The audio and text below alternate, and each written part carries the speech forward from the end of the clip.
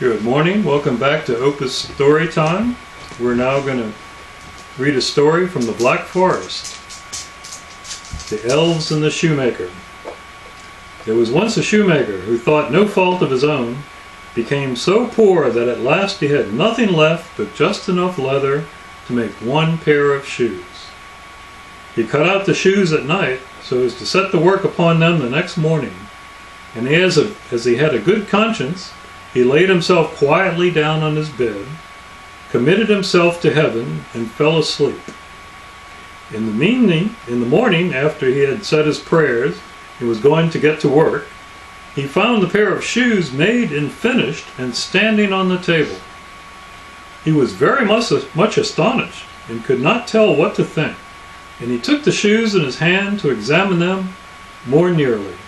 And they were so well made that every stitch was in the right place, just as if they had come from the hand of a master workman.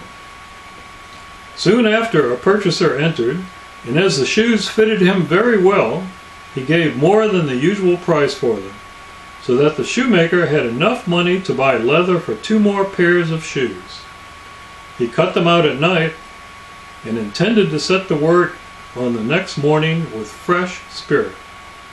But there was not to be, for when he got up they were already finished, and a customer even was not lacking, who gave him so much money that he was able to buy leather enough for 4 new pairs.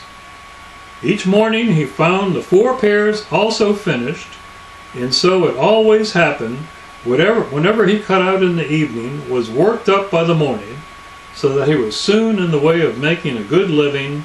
In the end became very well to do.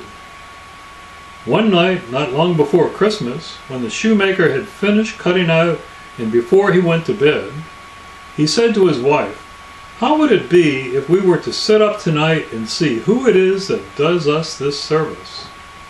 His wife agreed and set a light to burn, and they both hid in a corner of the room behind some coats that were hanging up, and then they began to watch. Just as it was midnight, there came in 2 neatly formed naked little men, who seated themselves before the shoemaker's table and took up the work that was already prepared, and began to stitch, to pierce, and to hammer so cleverly and quickly with their little fingers that the shoemaker's eyes could scarcely follow them. So full of wonder was he. And they never left off until everything was finished and was standing ready on the table, and then they jumped up and ran off. The next morning the shoemaker's wife said to her husband, "Those little men have made us rich, and we ought to show ourselves grateful. With all their running about and having nothing to cover them, they must be very cold.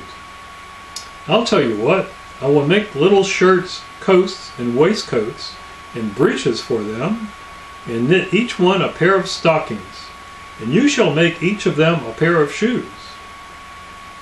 The husband consented willingly, and at night, when everything was finished, they laid the gifts together on the table instead of cut-out work, and placed themselves that they could observe how the little men would behave. When midnight came, they rushed in ready to set to work. But when they found instead of the pieces prepared leather, the neat little garments put ready for them, they stood a moment in surprise, and then they testified the greatest delight.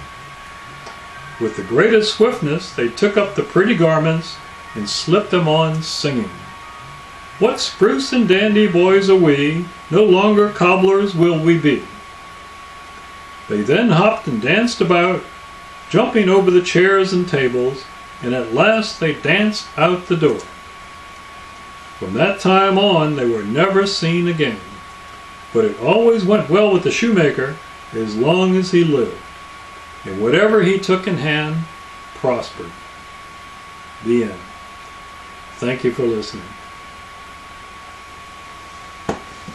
Oh no, Courtney and her kids went too to Colorado.